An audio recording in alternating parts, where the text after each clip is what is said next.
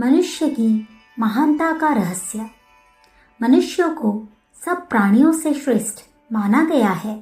वह 2 हाथों और 2 पैर वाले शरीर के कारण नहीं, परंतु अपने देवी स्वभावों के कारण अधिक मोटे तथा बलवान पशु इस जगत में मौजूद है कि जिन पर स्थूल दृष्टि से मनुष्य का स्वामित्व नहीं चल सकता, परंतु उसने स्वाभाविक रीति से मिली मानसिक, नैतिक तथा आत्मिक शक्ति का उपयोग करके इन पशुओं के ऊपर वह अपना स्वामित्व चला सकता है।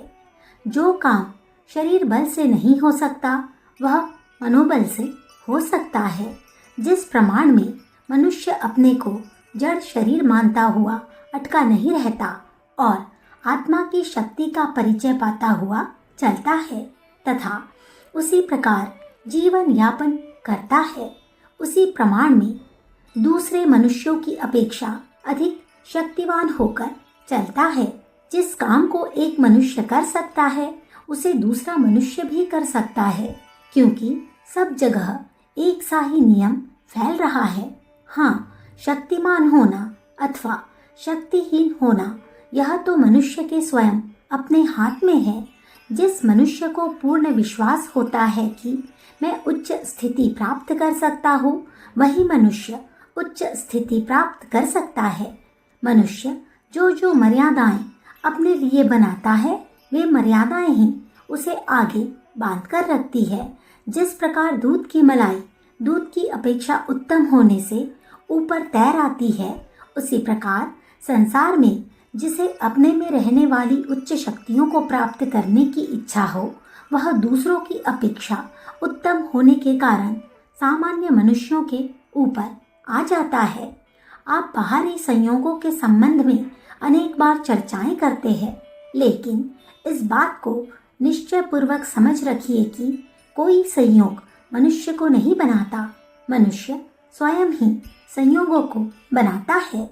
जो इस बात को अच्छी तरह समझता है, उसे यह बात मालूम होगी कि अपने परिस्थिति में से अनेक बार तो निकलना अवश्य भी नहीं होता, क्योंकि स्वयं को इस परिस्थिति में से बहुत कुछ सीखने को रहता है और यदि प्राप्त शक्तियों को योग्य उपयोग किया जावे तो इस वर्तमान स्थिति में से वह हितकर संयोगों को भी उत्पन्न कर सकता है।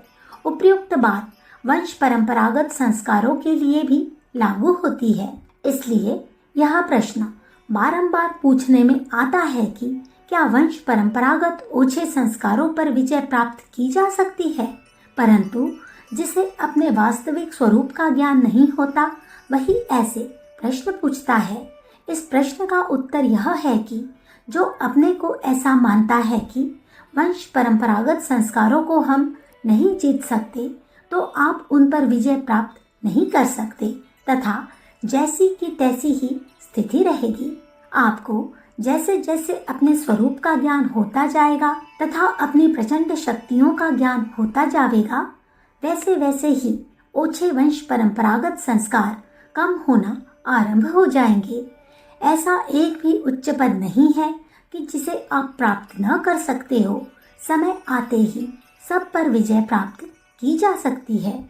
आपसे चाहे जितनी भूले हुई हो और हो रही हो, फिर भी सुस्त होकर पड़ा नहीं रहना चाहिए। ईश्वर की रक्षण रूपी ढाल पर आधार रखकर प्रयत्नवान होना चाहिए। अपनी प्रत्येक आदत एवं वासना के ऊपर आप जय पा सकते हैं, क्योंकि आप अनंत परमात्मा के एक अंश हैं और परमात्मा के बल के आगे ऐसा कुछ भी नहीं जो टिक सके। अनेक मनुष्य इस प्रकार का जीवन इस तरह बिताते हैं जिसमें व्यक्ति स्वतंत्र होता ही नहीं है।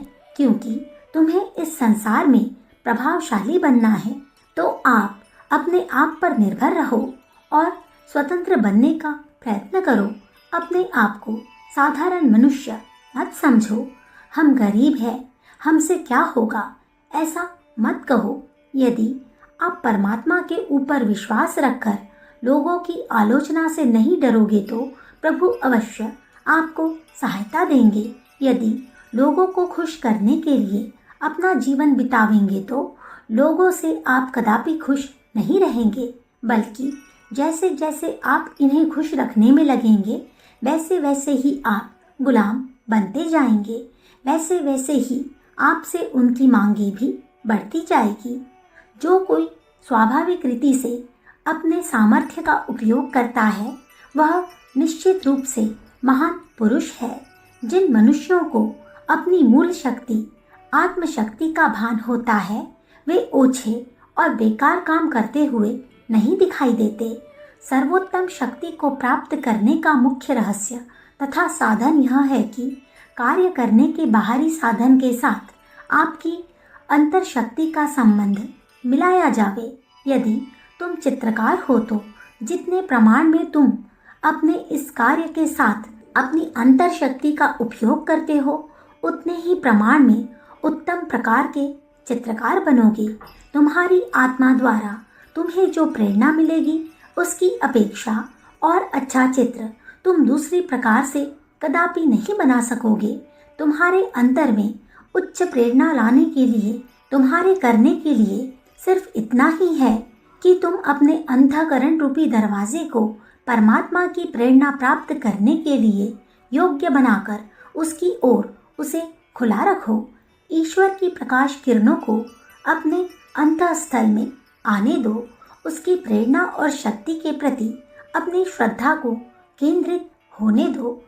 ऐसे दिव्य अंतःकरण के साथ तुम जो कुछ भी कार्य करोगे, वह सफल होगा, शांतिदायक होगा, ऊंचा उठाने वाला और आगे बढ़ाने वाला होगा। अपनी आत्मा और क्रिया में सामंजस्य स्थापित करने वाले मनुष्य ही महापुरुष बनते हैं। अखंड ज्योति, मई सन 1950, पृष्ठ संख्या 6, 7, 8। हमारे YouTube चैनल विचार क्रांति दूत अखंड ज्योति पत्रिका को सब्सक्राइब करें एवं अगली वीडियोस प्राप्त करने के लिए बेल आइकन दबाएं। धन्यवाद।